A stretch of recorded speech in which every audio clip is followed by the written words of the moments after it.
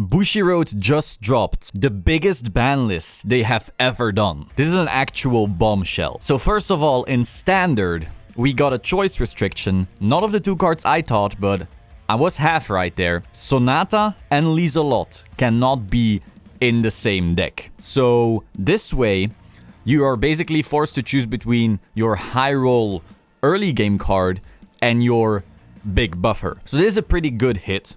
I already said, like, you know, Bermuda will probably get hit in some way in Standard, even though it was kind of going down. It wasn't going down quite as fast as any other clan. It has been dominating for so long, I figured they would hit this kind of.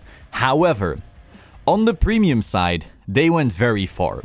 Back in G, we would usually see like, oh, this one clan gets hit, or maybe these two clans get somewhat hit, but this is huge. So first of all, the G-Guard Ellie has been banned. So Bermuda Triangle got a huge hit because now all their G-Guards are pretty meh, at least in comparison to this insane G-Guard.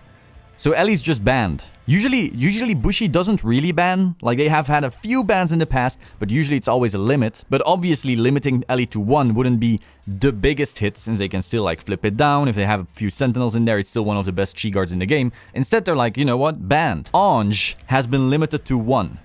The very card that is the soul of that whole Bermuda deck, has been the soul of Bermuda for so damn long, over a year now, is now put to 1.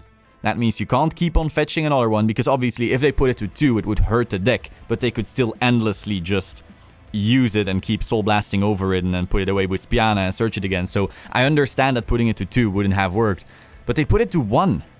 I didn't think that was necessary if they already banned Ellie, but hey, it seems like they're just going ham. They want to murder this deck at this point, and I feel like that's basically what they did. Then they banned Ichi. Now, I didn't expect banning Ichi because, as I said, banning is something they don't tend to do, and again, as I said yesterday, limiting it doesn't really change much. It can still do the first stride kill. I also didn't expect them to ban Ichi because that means all the Ichis people gone in premium collections are just completely worthless. So new Ichis just banned. Not put to 1, banned. And we're not even halfway through this list yet. Now, you could think, oh, this is where we end, but no, this is not where it ends. They also banned 2 cards from being Forerunners. First of all, Magical Calico. That is a really weird hit. Like, I understand it was part of the Ryo Gyoza build inside OTT, but OTT already wasn't doing the hottest ever since everything started kind of equalizing, and then they already hit Ichi, so why do you hit Calico on top of that?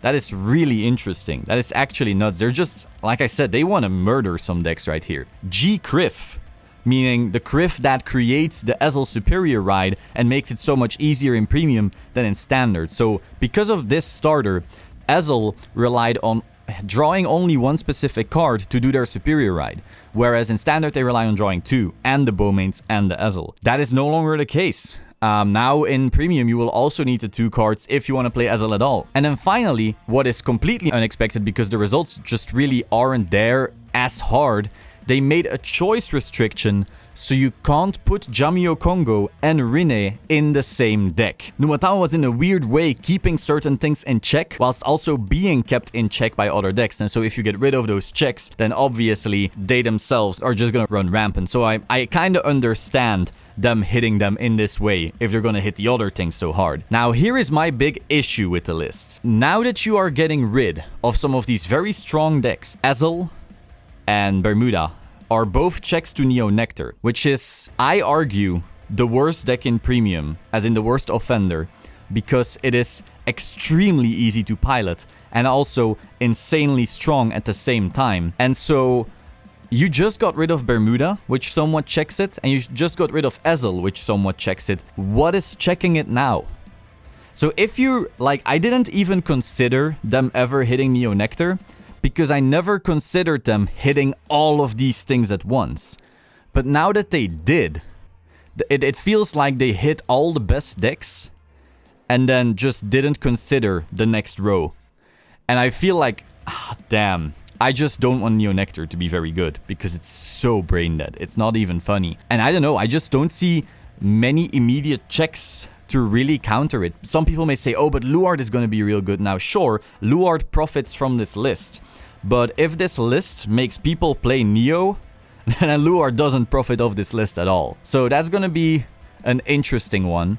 Now, I also see some people going, oh, DI is not being hit. Yeah, but again, DI didn't really have the results to show for it. And also, if Neo starts running rampant, then DI isn't gonna do the best, I think. Obviously, we have to see with Phantasmal and all that kind of stuff, but for now, I don't feel like DI is gonna be doing so hot if many people switch to Neos. So that's an interesting one right there. I'm not sure how to feel about this ban list. Obviously, there are some good hits on there, but I feel like if you're gonna go for this major bombshell of a list, it should have even more cards on it. That's my main thing. I was expecting like 2 hits or something, just, you know, good old Bushi Road style. This is literally biggest list they've ever done. And if they're then just gonna hit a couple decks hard, but then not hit anything else, that's a bit of a weird one. They did, however, say, I believe, that Neo Nectar and Mega Colony are on the watch list. So obviously they themselves also realize like, hey, we just got rid of some checks, but it may start a new problem. So that is all for today. Hope you found this interesting.